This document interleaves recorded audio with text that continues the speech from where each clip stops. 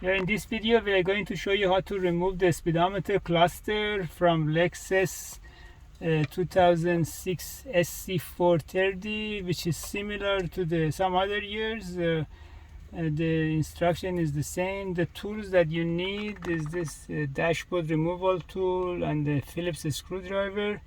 We already made everything loose. By the way, this is just for the demo only.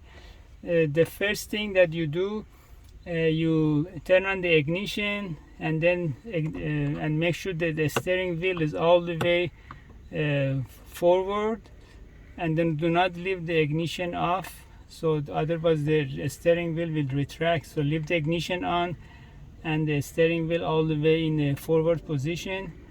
And the first step, you need to use this dashboard removal tool, and then you pry it out the bezel around the cluster, and then just pull it forward.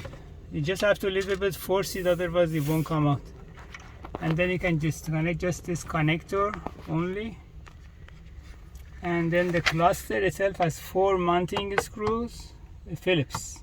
Once you get these 4 screws out, and then you can remove the cluster. And if you need any repair for the cluster, you can send it to High Tech Electronic Services in Van Nuys, California. And it only has 1 connector in the back. And the installation is just the reverse.